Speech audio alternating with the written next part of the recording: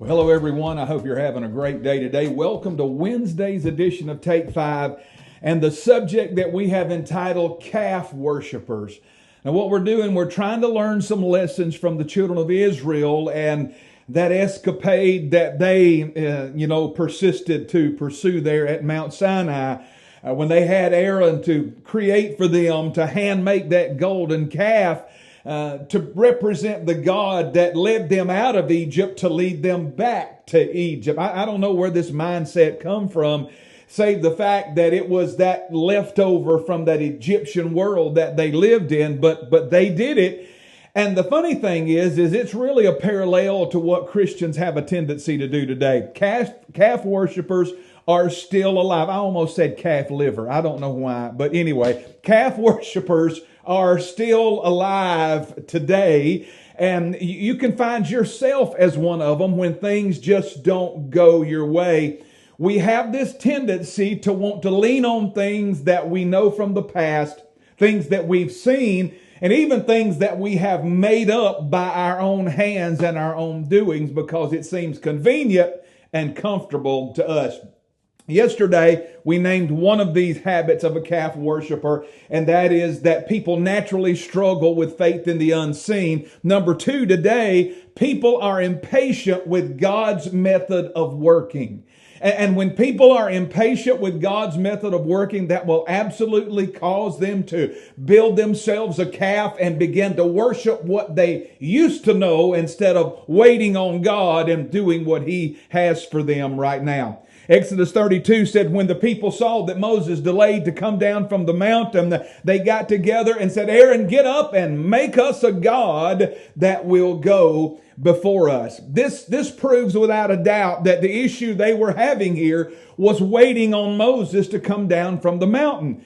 Because they wanted to know, what are we supposed to do next? What's going to happen next? Where are we to go from here? Just like you and me, we struggle in the unseen, right? Not knowing where God is going to take us next. These people were doing the same thing. They'd carried it to another level, just like we do. And now they want Aaron to make them something familiar so that they can follow it because they are tired of waiting. They're impatient waiting now on God's plan of doing things. Now, as far as knowing what to do next, the correct and the obedient choice would have been to stay camped at the foot of the mountain, just like God told Moses to tell him. Listen, friend, when God tells you to do something and then doesn't say anything else for a while, your right choice, the right thing to do is to keep doing what He told you to do the last time that He spoke to you. That's what we do. Christians struggle with that. It's called a holding pattern. Now, I don't know if it is or not, but that's what I call it. I call it a holding pattern. A holding pattern is a flight that's maintained by an aircraft when it's waiting permission to land. Sometimes airplanes come in and they can't land immediately, and so they have to circle the runway.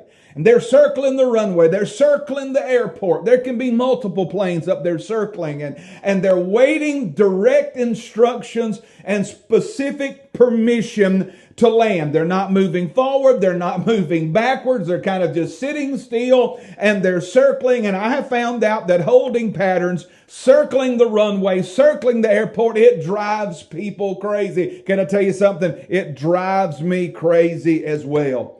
Because you're circling and you're waiting until you get clear and undisputed instructions for the next step. And we don't do well in holding patterns. Sometimes they can seem real long to us because we try to understand time, or get God rather to understand time the way we do. And God's idea of timing and hours is absolutely not the same. If God says camp by the mountain, we don't move until God tells us to move. We keep circling the runway. We keep circling the airport. We stay in that holding pattern. You never know when God is trying to keep you from getting in an accident. There may be traffic on the runway. There may be fog down on the runway. The weather may be too bad. The conditions may be too icy and slick. God has a purpose and a reason for causing us to wait as He does. And we need to learn to be patient in our holding patterns and not try to make us a golden calf of something that we are accustomed to.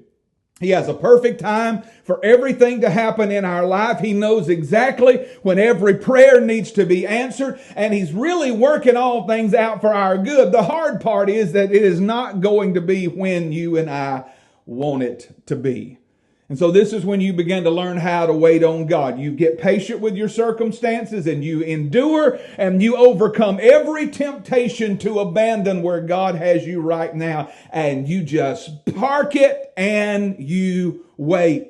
You don't move until God says it's time to move, and you sure don't hand make you a golden calf to lead you to where you think you ought to be, because when you move without God's instruction, there will be consequences, and you will also move out from the covering that God has for your life. Let me talk about those two things real quick before I let you go today. Consequences and covering. Because when we move ahead of God, when we try to follow our golden calf, there are consequences, and we will move out of the covering of protection that God has for us. That's exactly what happened to Israel. They decided to move ahead, and the Bible said the Lord struck the people with a plague because of what they did with the calf that Aaron made. There were consequences. The Bible never tells us what this plague was or how it affected the children of Israel, but we do know that it came to them as a result of their impatience with God's plan and their unwillingness to wait on His next step.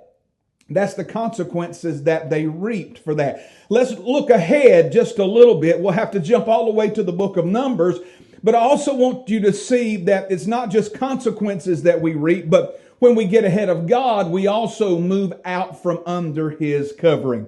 Israel is ready now in the book of Numbers, or they think they are, to go into the promised land because they sent 12 spies in, and the spies come back and said, we can't do it. And so God said, I'm tired of you, go back into the wilderness. Well, when God said go back into the wilderness, now they're ready. Now they're saying, oh, we can do this. We can do this. We're ready. We're ready to go. And Moses said, you better not go. You're going to disobey if you go now. Do not go up, he said in Numbers 14:32. Do not go up, because God will not be with you, and you will be defeated by your enemies. Now they're going to move out from under their covering. You see, every time we refuse to wait on God, every time we build us a golden calf, something that we are used to, something that's convenient and comfortable for us, try to do something now according to the way that we used to do something. Every time we do that, there's consequences. And if we're not careful, we move out from under God's covering. So that's what I want us to grasp today. As these people worship that golden calf of impatience and their unwillingness to wait on God, let us not be like that.